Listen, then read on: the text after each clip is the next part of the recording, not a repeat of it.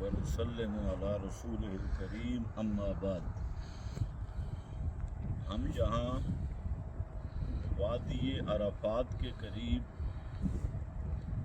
معروف اور مشہور نہر زبیدہ کے اوپر کھڑے ہیں۔ ہمارا کیمرہ مین وہ نہر زبیدہ کی بالکل چھت پہ بیٹھا ہے، اور یہ سامنے یہ نہر زبیدہ ہے، اور یہ نہر عباسی دور کے 5ویں خلیفہ ہارون الرشید، جہاں ایک بات ذہن میں رکھیں کہ تقریباً 100 سال تک بنو امیہ کی خلافت رہی، اور 100 سال کے بعد بنو عباس کی خلافت کا دور شروع ہوتا ہے۔ تو بنو عباس کے 5ویں خلیفہ ہارون الرشید، ان کی نیک سیرت، نیک دل ولیہ بیوی ملکہ زبیدہ، اس نے جب یہاں حج پہ تشریف لائیں اور دیکھا کہ عرفات وغیرہ میں حجاج کے لیے پانی کی قلت ہے، تو انہوں نے اس نہر کا اجرا کیا۔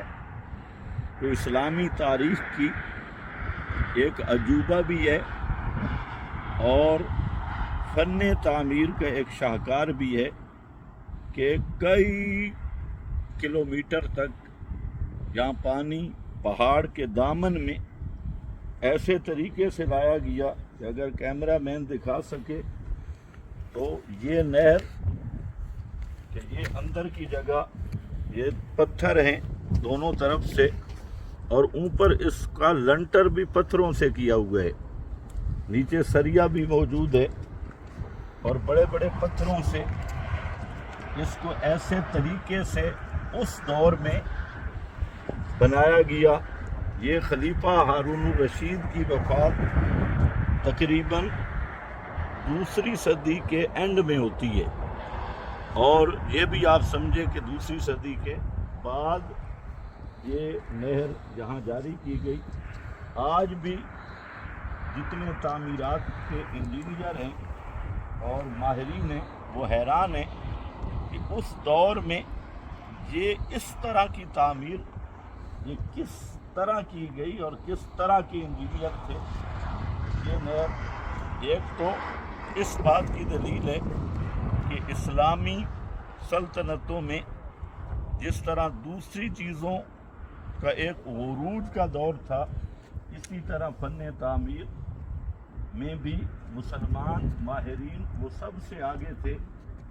اب موجودہ دور میں مسلمانوں کی انہی اصولوں کو انگریز نے اپنایا اور مسلم قوم کو اپنے ہدف سے ہٹا دیا، تو یہ انگریز یہود و نصارہ وہ اس میدان میں آگے نکل گئے۔ اللہ تعالیٰ مسلمانوں کو اپنا کھویا ہوا ماضی یاد کرنے اور اسی کو دوبارہ برحال کرنے کی توفیق عطا فرمائے۔ یہ تو سارے ہمارے آباء و اجداد مسلمان لوگوں کے کمالات تھے، تو آج ہمیں یہود و نصارہ نے فحاشی، بے حیائی اور ان چیزوں میں گما دیا، اور ہمیں اپنی میراث بھی بھول گئی۔ اللہ ہمیں اپنی میراث یاد کرنے کی توفیق عطا فرمائے۔ کہ پیچھے بھی ان کو دکھا دیں کیسے آ رہی ہے۔